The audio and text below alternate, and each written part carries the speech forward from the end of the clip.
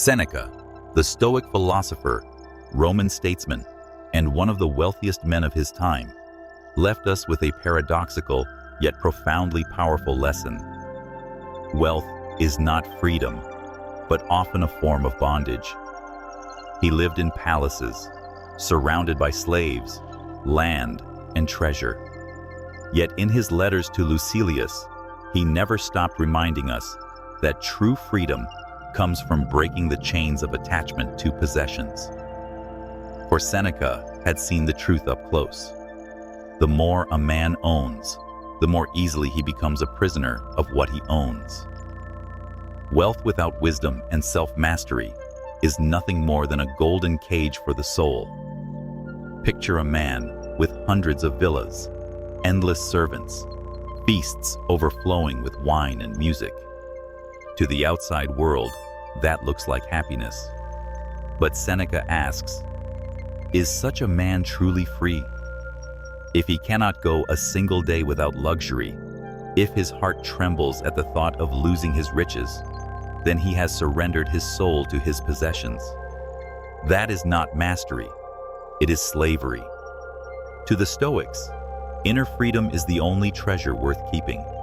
And if wealth robs us of that freedom, then wealth is nothing but shackles made of gold. Seneca stressed that wealth itself is not evil. Gold, land, power, they are neutral tools. The danger lies in the way we let them define our worth. When we tie our happiness to the number in our coffers or the number of servants in our house, we make ourselves slaves to what lies outside us. The Stoic path is clear. Use wealth as a means, never as an identity. If you have much, use it for good. Share it. Live simply without fear. If you lose it, accept it as part of fate's natural cycle, and keep your soul steady. Wealth may come and go, but dignity and self-mastery must remain. In his letters, Seneca often reminded Lucilius, the poor man is not the one who has little, but the one who craves endlessly. A person with modest means, but a content heart, is richer than the man who owns vaults of treasure, yet still thirsts for more. This is the Stoic foundation. True wealth is measured not in possessions, but in the serenity and self-command of the soul. Poverty is not a lack of money. It is the inability to live without it. The moment you depend on it completely, you have already sold your freedom. And has the modern world really changed from ancient Rome? We build empires of bank accounts, stocks, real estate, and luxury cars. But the more we gather, the more we fear loss. We stay up at night watching markets swing. We tremble at recessions. We envy the rise of others.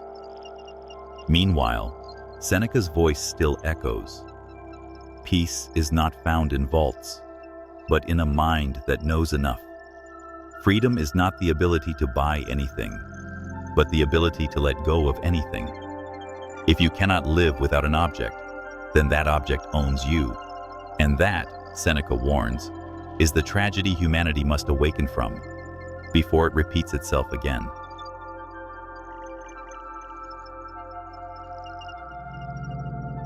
In an age where political power and luxury were seen as the ultimate measure of worth, Seneca watched men imprison themselves in palaces lined with gold. They believed they held the world in their hands, yet trembled at a single accusation, a political shift, or even the passing wrath of an emperor. Seneca himself lived through this reality as the tutor of Nero, a ruler infamous for cruelty and volatility. And from that experience, he understood something deeply. Wealth cannot shield the soul from fear. As long as the soul trembles, no treasure can be called freedom. For the Stoics, true serenity is a fortress stronger than any Roman wall, because walls can be breached, but a soul that masters itself is untouchable. Seneca also spoke plainly. People often praise wealth as the source of happiness, yet it is the wealthy who are often the most miserable. They worry more about guarding their riches than enjoying them, more about hoarding than living, more about envy than generosity. Wealth becomes a burden, filling their lives with suspicion and unease. The Stoics remind us, happiness comes only when we shed those chains. A person who eats a simple meal in peace is happier than the one who feasts at golden tables while drowning in anxiety. The true prize is inner freedom, not silver plates or jeweled cups. What made Seneca remarkable was that he did not only preach, he practiced. Though surrounded by wealth, he often trained himself with days of simplicity. He would dress plainly, eat meager food, and remind himself that joy does not depend on extravagance. He wrote, "Let wealth be a guest, not the master of the house." If you can live happily with little, you are prepared to master much. But if you cannot live without luxury, then luxury is the one that owns you. This is one of Seneca's most powerful messages to us today. Train the soul to be independent of possessions instead of enslaved by them. In his letters, Seneca often told Lucilius, "True wealth is when the soul no longer needs wealth." If a person can live peacefully in a small house, take joy in plain clothes, and find freedom in a humble meal, then they have achieved a freedom even emperors cannot claim. Used wisely, wealth can do good, support art, help communities, lift others. But abused, it becomes invisible chains. The Stoics never denied the usefulness of money, but they placed it firmly under the rule of reason, never allowing it to rule the heart. Look around today, and the same lesson still applies. We see the wealthy everywhere, yet many are exhausted in spirit. A new phone, a luxury apartment, a swollen bank account. None of it erases loneliness, cures anxiety, or grants restful sleep. Seneca saw this 2,000 years ago. Freedom lies in the ability to say enough, not in the endless race to have more. That race is a circle with no exit. For when desire is infinite, no fortune will ever satisfy it. Only in letting go can we finally call ourselves rich.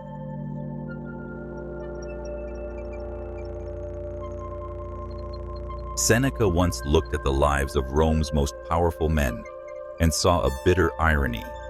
The richer they became, the more terrified they were of losing it all.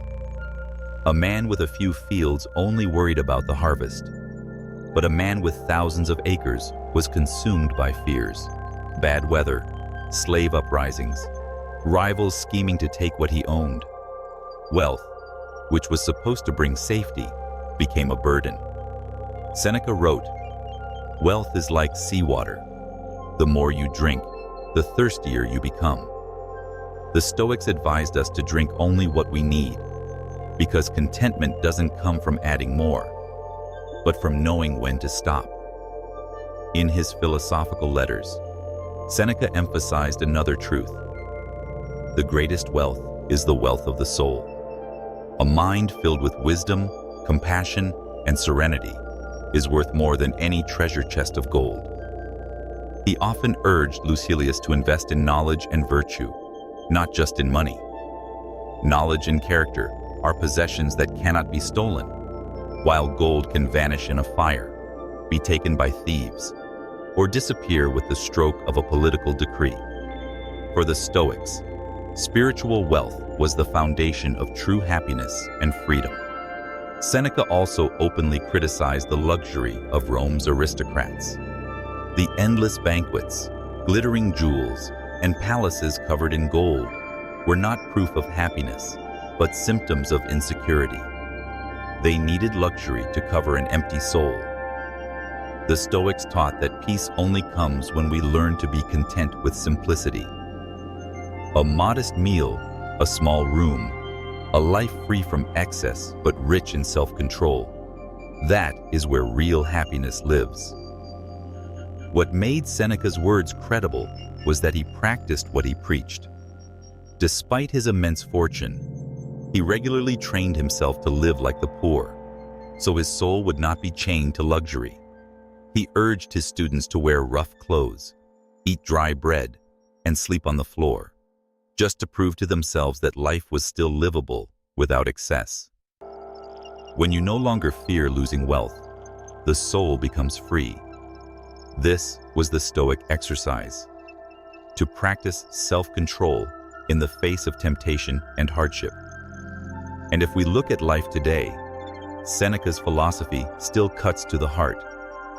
Modern people work endlessly to earn, to shop, to own, yet collapse under stress, loneliness, and anxiety. They may live in big houses, but their souls are cramped. They may drive fast cars, but their hearts are never at rest. Seneca saw this cycle 2,000 years ago and warned us, wealth is a tool, not salvation. If we treat it as salvation, we become slaves. But if we treat it as a tool, we remain masters. That is the secret to living richly without chains.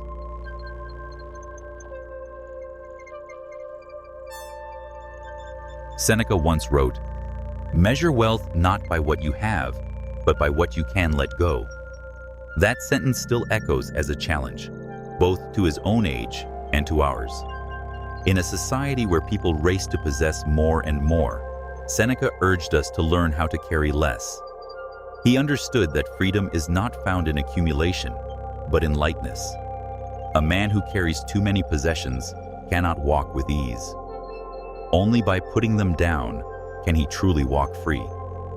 For the Stoics, the ability to let go was the highest sign of self-mastery and the only form of wealth that endures.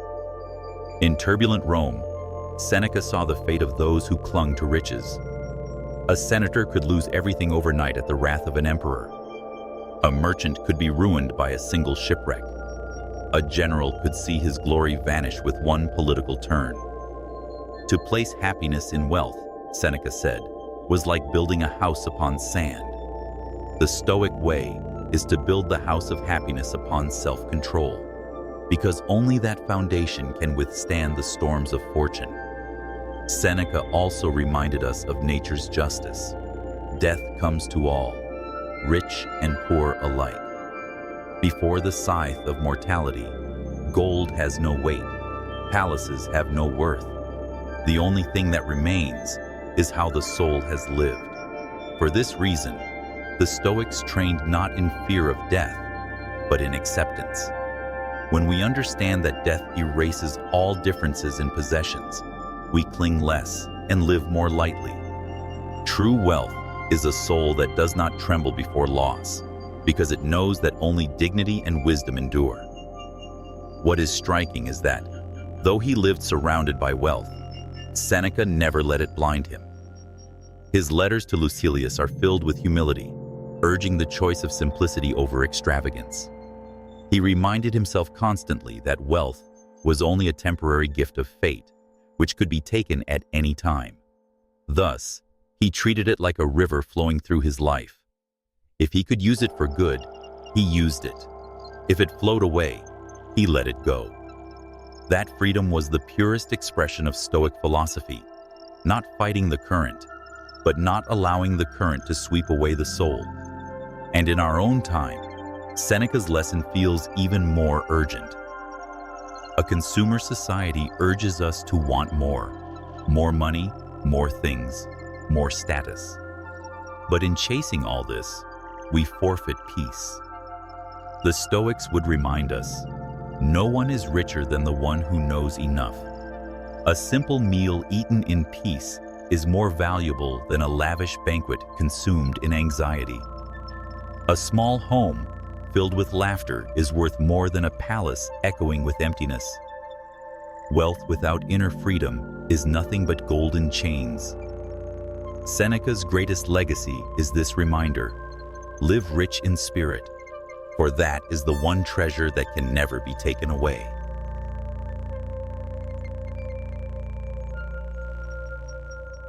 Seneca often reminded Lucilius that the real danger was not in owning wealth, but in letting wealth own you. When a person lives only to serve money, they are no longer the master of their life. They become a servant to an invisible master. This was true in Rome 2,000 years ago, and it is still true in our modern world. The Stoics believe that happiness can never be bought, because happiness is an inner state, not a product on the market. When we search for it in gold and silver, we only find disappointment, because the soul longs for wisdom and tranquility, not for cold pieces of metal. Seneca never denied the convenience of wealth. He admitted that money can bring comfort, create opportunities for generosity, learning, and sharing. But he warned that this comfort quickly turns into dependence if we are not careful. It is like taking painkillers. Used wisely, they help us endure. Abused, they enslave us. Wealth works the same way. If guided by reason, it is a friend. If it takes control of the heart, it becomes a chain. The Stoics taught us to hold wealth in our hands, but never allow it to hold our hearts. In his reflections, Seneca often advised practicing simplicity even in times of abundance. He recommended what he called rehearsals of poverty, eating coarse bread, wearing rough clothes, sleeping on the floor, to discover that life is still possible without luxury. This was not extreme asceticism, but training the soul in independence. For once, a person has learned to endure poverty. They no longer fear it. And when fear of poverty is gone, one of the heaviest chains of the mind is broken. That, he said, is true wealth, not in having much, but in no longer fearing loss. Seneca also believed that time is humanity's most precious wealth, and the one most often wasted. He wrote, "Life is not short, we only waste it." While people scramble to accumulate money, they let hours and days slip away unused.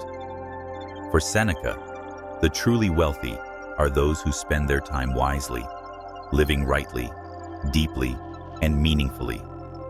Money lost can be regained, but time once gone is lost forever. The Stoic treats every moment as treasure, becoming rich not through possessions, but through presence. By living fully in the now, not allowing it to be stolen by anxiety or endless desire. Today, we see billionaires struggling with insomnia, depression, and loneliness. They have everything, except peace.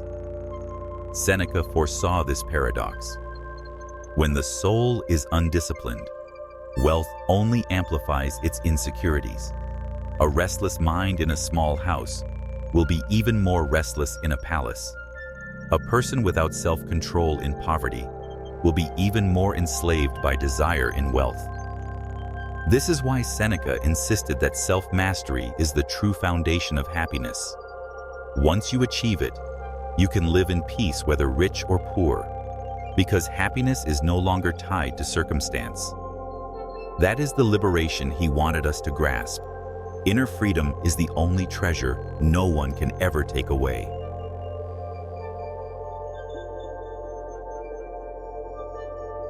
In the final years of his life, Seneca faced one of the harshest trials of fate, a command to take his own life, issued by none other than the pupil he once guided, Emperor Nero.